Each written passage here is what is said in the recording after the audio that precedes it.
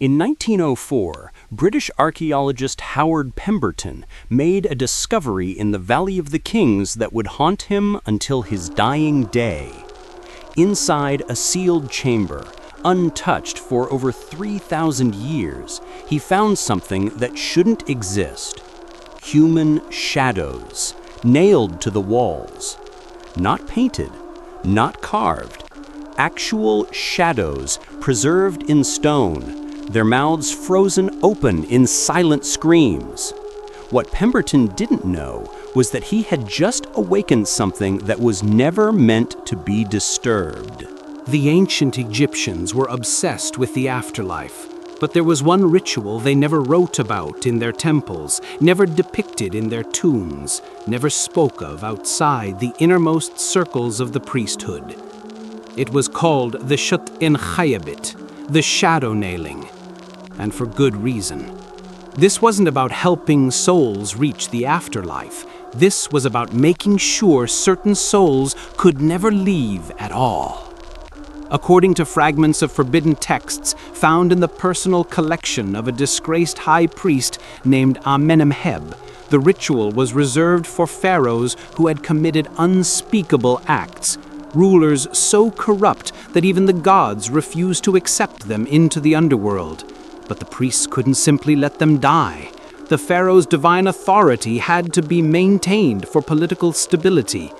So they devised something worse than death: eternal imprisonment within one's own corpse. The ritual was precise, brutal, and terrifying. It had to be performed in absolute darkness, in a chamber sealed from all light. The dying pharaoh would be laid upon a stone altar surrounded by 7 priests who would chant continuously for 72 hours. They believed that every human possessed a Khaibit, a shadow self, a living darkness that contained the essence of a person's will and consciousness.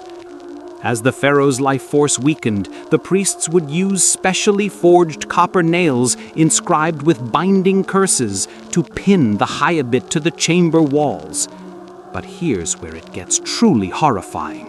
The shadow had to be separated from the body while the pharaoh was still alive. The texts describe how victims would thrash and scream, not from physical pain, but from the sensation of having their very essence torn away and crucified in darkness. If performed correctly, the pharaoh's soul would remain trapped inside the decaying body, fully conscious, unable to move, unable to die completely, unable to escape for eternity. If performed incorrectly, well, the fragments spoke of shadows that walk and darkness that hungers. For centuries, this remained nothing more than a disturbing legend, dismissed by scholars as mythology or priestly propaganda, until Howard Pemberton's expedition in 1904. Pemberton wasn't looking for anything unusual. He was a respected but unremarkable Egyptologist working in a lesser-known section of the Valley of the Kings, far from the famous royal tombs. His team had been excavating for 3 months with little to show for it when a worker's pickaxe broke through into a hidden passageway. The tunnel descended steeply, far deeper than normal tombs. The air that rushed out was so cold that it crystallized the moisture in their breath, despite the desert heat above. Pemberton noted in his journal that the limestone walls were smooth, unnaturally smooth, as if something had polished them from the inside. After descending for nearly 50 meters, they reached a massive stone door, sealed with no cartouche, no royal insignia, no hieroglyphs, just a single symbol painted in what appeared to be burned human fat, a circle with 7 nails radiating outward. It took 2 days to breach the seal. Pemberton's journal entry from that night is chilling. The men refuse to continue. They say they hear breathing from behind the door. I hear nothing, but I confess I do not wish to sleep tonight. When they finally entered the chamber, their torches revealed a circular room, approximately 10 meters in diameter. The walls were covered in hieroglyphs, but these weren't the usual prayers and praises. They were warnings. curses, pleas for forgiveness written by the priests who had performed the ritual. But what stopped Pemberton in his tracks were the shadows. 7 human-shaped shadows were visible on the walls, each one pinned in place by copper nails driven through what would be the head, hands, and feet. The shadows appeared three-dimensional, as if they had depth, as if they were somehow pressed into the stone itself. More disturbing, they were in different positions than they should have been. If they were merely paint or staining, they would all face the same direction, based on where a light source had been. But these shadows twisted away from each other, arms raised, backs arched, as if frozen mid-struggle. In the center of the room lay a sarcophagus, but unlike any Pemberton had ever seen. It had no lid. Instead, the top was a thick crystal or glass-like substance, clouded and dark, and sealed shut with more nails, hundreds of them, driven in from every angle. Pemberton's photographer, a man named Thomas Wright, attempted to document the chamber, but every photograph came out ruined, not blank, but filled with dark streaks and shapes that hadn't been visible to the naked eye. In one photo, you could clearly see what appeared to be handprints on the inside of the crystal covering, pressing outward. The troubles started that very night. 2 of the Egyptian workers fled the camp, claiming they had seen their own shadows moving independently, walking back toward the tomb. They were never seen again.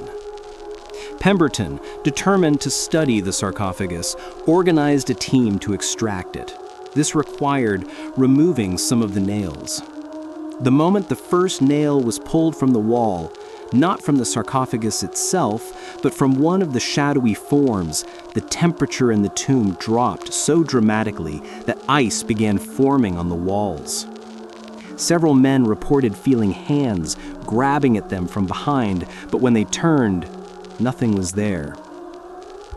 Thomas Wright, the photographer, became obsessed with the shadows. He spent hours in the tomb staring at them, sketching them. He began claiming that they were moving, slowly, incrementally pulling themselves toward the nails that bound them. The other team members dismissed this as the stress of the heat and isolation. Until the night, Wright disappeared. He had gone into the tomb alone, against Pemberton's direct orders, carrying a hammer and chisel. When he didn't return by morning, a search party entered the chamber and found something impossible. There were now 8 shadows on the wall, and one of them was wearing a photographer's vest and hat. Thomas Wright's body was found 3 days later, half a mile from the camp, buried in sand. But here's what made no sense. He had been dead for at least a week, according to the examination. But the team had seen him, spoken to him, the day before he disappeared. More nails had been removed from the walls. Not by Wright, by something else. They found them scattered on the floor, bent and twisted as if torn out by incredible force. Pemberton became desperate to understand what was happening. He sent for an expert in ancient Egyptian religious texts, Dr. Elizabeth Marsh from Oxford. When she arrived and studied the inscriptions, her face went pale. "Howard," she told him, her voice shaking, "this isn't a tomb. It's a prison. And you've been opening the cell doors." She translated portions of the wall inscriptions. They told the story of Pharaoh Akhenaten's younger brother, Smenkhkare, a ruler whose name had been deliberately erased from history. He had practiced dark magic, supposedly attempting to achieve immortality by consuming the souls of his subjects. When the priests discovered what he was doing, they couldn't simply kill him. The political chaos would have been catastrophic. So they performed the shadow nailing ritual. But Smenkhkare was powerful. He fought back. The 7 priests who performed the ritual had to sacrifice their own shadows to reinforce the binding. That's what those 7 shapes on the wall were. The souls of the priests eternally stand in guard. And now, with the nails removed, the guards were failing. The final entry in Pemberton's journal, dated October 13, 1904, reads, "It's in the camp. We can all feel it. The shadows are wrong. Everyone's shadow. They lag behind when we move, or they move ahead of us. Dr. Marsh believes that by removing the nails, we didn't free what was trapped. We weakened the separation between the shadow realm and our world. It can touch us now. It can reach through our own shadows. Last night, I saw my shadow strangling me in the mirror. I felt the hands on my throat. But when I turned, I was alone. We're sealing the tomb tonight. We're putting back every nail we removed, and then we're collapsing the entrance. God forgive us for what we've unleashed." The tomb was indeed sealed, and the entrance collapsed. But Pemberton's expedition was officially recorded as a failed excavation, nothing of significance found. Convenient. Too convenient. Of the 12-person expedition, only 4 returned to England. Howard Pemberton died 6 months later, found in his study, his own shadow somehow burned into the wall behind his desk. Dr. Elizabeth Marsh spent the rest of her life in a sanitarium, claiming that her shadow had been replaced by something else, something that whispered to her in ancient Egyptian. The location of the tomb was never recorded in official documents. Maps from the expedition mysteriously vanished from multiple archives. But there are rumors, persistent rumors, among modern archaeologists working in the Valley of the Kings, of a sealed tunnel that appears on ground-penetrating radar but can't be found physically. A tunnel that descends deeper than any known tomb.